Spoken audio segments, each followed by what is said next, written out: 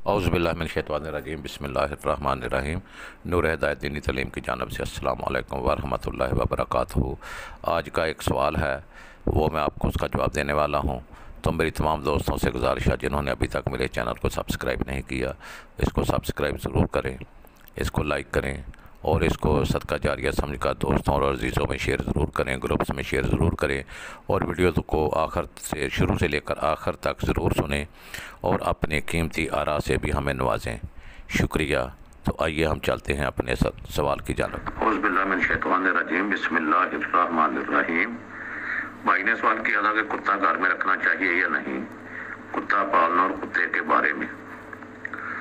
تو میرے بھائی، حدیث نمبر 5381 صحیح بخاری، اس میں فرمایا ہے کہ ہم سے مکی بن ابراہیم نے بیان کیا، انہوں نے کہا ہم کو حنظلہ بن ابی سفیان نے خبر دی، انہوں نے کہا کہ میں نے سالم سے سنا، یعنی کہ 3 آدمیوں سے سنا۔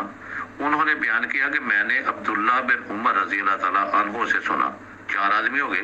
انہوں نے بیان کیا کہ میں نے نبی کریم صلی اللہ علیہ وسلم سے سنا، آپ صلی اللہ علیہ وسلم نے فرمایا کہ شکاریوں اور مویشی کی حفاظت کی غرض کے سوا جس نے کتا پالا تو اس کے ثواب میں سے روزانہ 2 قرات کی کمی ہو جاتی ہے۔ یہ آپ دیکھ لیں، 4 تصدیق کرنے والے ہیں، پھر سرکار صلی اللہ علیہ وسلم کا فرمان انہوں نے بتایا ہے۔ تو آگے آپ نے ایک واقعہ بھی سنا ہوگا، بنی اسرائیل کی ایک زانیہ عورت تھی، اس نے دیکھا کہ ایک کتا پانی کی وجہ سے مر رہا ہے، تو اس نے اپنے موزہ اتارا اور کتے کو پانی پلا دیا، اور اس کی اسی عمل کی وجہ سے مغفرت ہو گئی۔ تو میرے بھائی، یہ حدیث نمبر 467 صحیح بخاری ہے۔ سعید بن تلید نے بیان کیا، کہا کہ ہم نے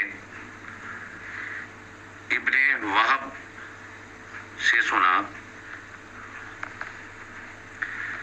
ابن وہب نے کہا کہ مجھے جریر بن حازم نے خبر دی، انہوں نے ایوب سے سنا، اور انہوں نے محمد بن سیرین سے سنا، اور انہوں نے ابو ہریرہ رضی اللہ عنہ سے سنا کہ نبی کریم صلی اللہ علیہ وسلم نے بیان فرمایا، ایک کتا ایک کنویں کے چاروں طرف چکر کاٹ رہا تھا، جسے پیاس کی شدت سے اس کی جان نکل جانے والی تھی کہ بنی اسرائیل کی ایک زانیہ عورت نے اسے دیکھ لیا۔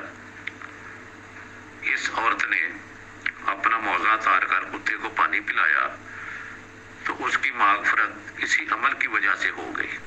سبحان اللہ، الحمدللہ۔ صرف نمازیں پڑھنا، روزے رکھنا، حج کرنا، زکوٰۃ دینا ہی عبادت نہیں۔ عبادت وہ ہے جو اللہ رب العزت کی مخلوق کے کام آنا، مخلوق کی خدمت کرنا، مخلوق کی بھلائی کرنا، اسی کا نام عبادت ہے۔ مظلوم کی، غریبوں کی، ہمسایوں کی، ہر کسی کی مدد کرو۔ انسان کو انسان کے لیے پیدا کیا گیا ہے، کہ جو بھی کائنات ہے، جو بھی مخلوق میرے مولا کائنات نے بنائی ہے، جو بھی مخلوقات اللہ رب العزت نے تخلیق کی ہے، جو اس کو بہت پیاری ہے، اس سے محبت کرنا ہی ہماری اصل عبادت ہے۔ تمام مخلوق سے، خواہ وہ حیوان کی شکل میں ہو، خواہ وہ چرند پرند کی شکل میں ہو، خواہ وہ انسان کی شکل میں ہو، تمام مخلوقات سے محبت کرنا ہی اصل عبادت ہے۔